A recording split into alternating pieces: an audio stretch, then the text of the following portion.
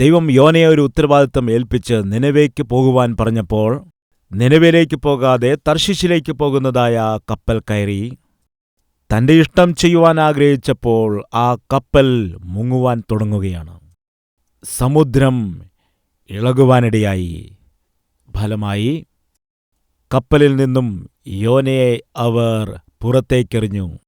കാരണം ദൈവത്തിന്റെ ഹിതം അറിഞ്ഞിട്ടും ആ ഹിതത്തിന് എതിരായിട്ട് നിന്നതായ യോനയുടെ പ്രവൃത്തി നിമിത്തം യോന കപ്പലിൽ നിന്നും പുറത്തേക്കെറിയപ്പെട്ടു. പ്രിയ സഹോദരന്മാരെ, അതുപോലെ സഹോദരിമാരെ, നിങ്ങളിപ്പോൾ ചെയ്യേണ്ടത് എന്താണെന്ന് വെച്ചാൽ, നിങ്ങളുടെ വീട് വിട്ടിട്ട് നിങ്ങളുടെ ഉത്തരവാദിത്തങ്ങൾ മറന്ന് നിങ്ങളുടെ ജോലികൾ ഉപേക്ഷിച്ച് ഇറങ്ങിപ്പോവുക എന്ന് ഞാൻ പറയുന്നില്ല. തെറ്റിദ്ധരിക്കാൻ പാടില്ല. ആദ്യം യെരൂശലേമിൽ, അതായത് നിങ്ങളുടെ ഭവനത്തിൽ കർത്താവിന്റെ സാക്ഷിയാകണം.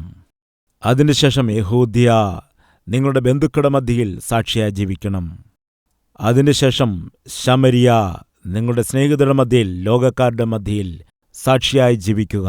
അതിനുശേഷം ഭൂമിയുടെ അറ്റത്തോളം നിങ്ങളുടെ ചുറ്റുപാടും ഉള്ളവരായ ആളുകളുടെ മധ്യയിൽ കർത്താവിന്റെ സാക്ഷികളായി ജീവിക്കുക.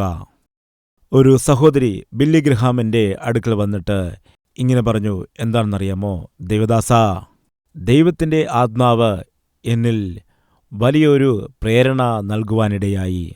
നശിച്ചു പോകുന്ന ആത്മാക്കളെക്കുറിച്ചുള്ള വലിയൊരു ആത്മഭാരം എന്നിൽ വന്നു. ഞാൻ അതുകൊണ്ട് ഫിലിപ്പീൻസിലേക്ക് കടന്നു ചെന്ന് അവിടെ സുവിശേഷം പ്രചരിപ്പിക്കണം, ദൈവവേല ചെയ്യണമെന്ന്, കർത്താവിന്റെ സാക്ഷിയായി ജീവിക്കണമെന്ന് ഞാൻ തീരുമാനമെടുക്കുകയാണ്.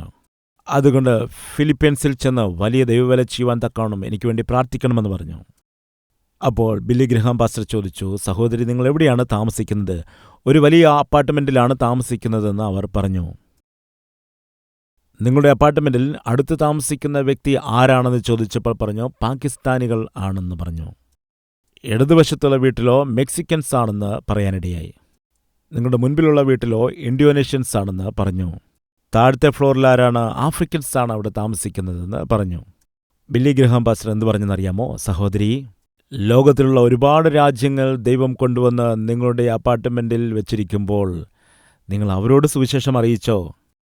അവരോട് സുവിശേഷം പറഞ്ഞോന്ന് ചോദിച്ചാൽ അവർക്ക് എൻ്റെ കാര്യം അറിയാമല്ലോ. ബില്ലി ഗ്രഹാം പാസ്റ്റർ പറയുകയാണ്, നിങ്ങൾ താമസിക്കുന്നിടത്ത് നിങ്ങൾക്കൊരു സാക്ഷ്യമില്ലെങ്കിൽ നിങ്ങൾ എവിടെയോ ചെന്ന് സുവിശേഷം അറിയിച്ചാൽ അതുകൊണ്ട് യാതൊരു ഫലവും ഉണ്ടാവുകയില്ല. അതുകൊണ്ട് നീ ആദ്യം യെരൂശലേമിൽ സാക്ഷിയായി ജീവിക്കുക. നിന്റെ ഗൃഹത്തിൽ സാക്ഷിയായി ജീവിക്കുക. ഭർത്താവാണെങ്കിൽ, ഭാര്യയാണെങ്കിൽ, പിതാവാണെങ്കിൽ, മാതാവാണെങ്കിൽ ആദ്യം നിങ്ങളുടെ വീട്ടിലെ മറ്റുള്ളവർ അംഗീകരിക്കത്തക്ക രീതിയിൽ അവരുടെ മുൻപിൽ കർത്താവിന്റെ സാക്ഷിയായി ജീവിക്കുക.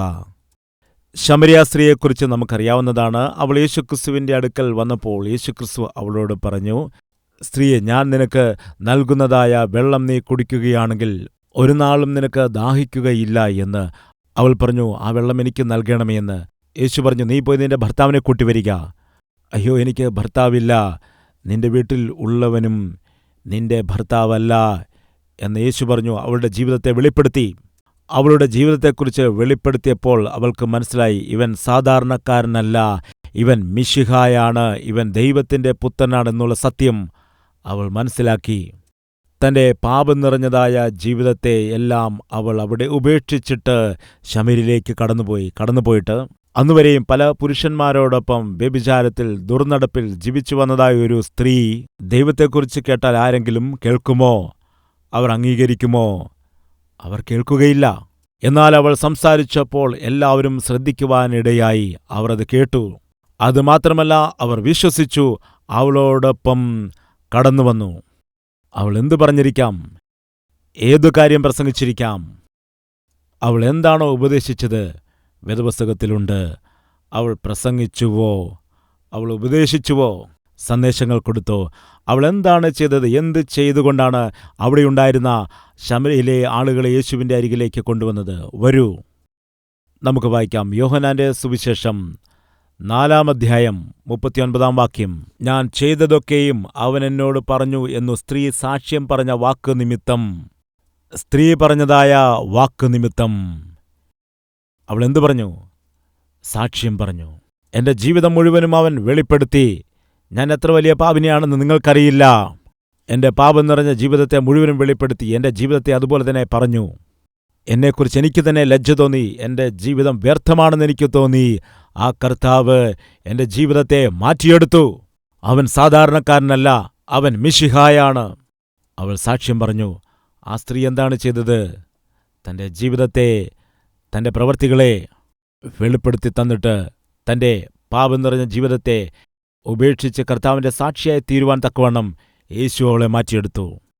പ്രിയ സഹോദര, സഹോദരി, ഈ ദിവസങ്ങളിൽ നമുക്കൊരു ശീലമുണ്ടാക്കിയെടുക്കാം.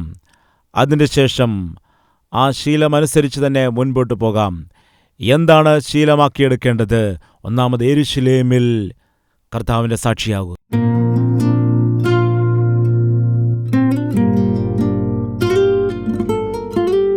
മഹാപരിശുദ്ധനായ പിതാവേ, യഥാർത്ഥ ക്രിസ്ത്യാനികളായിട്ട്, യഥാർത്ഥ ആത്മീയരായി ചുറ്റുപാടുമുള്ളതായ ആളുകളെ രക്ഷകനായ കർത്താവിൻ്റെ അരികിലേക്ക് നടത്തുവാൻ തക്കവണ്ണം ഞങ്ങൾ ഓരോരുത്തരെയും ഒരുക്കണമേ.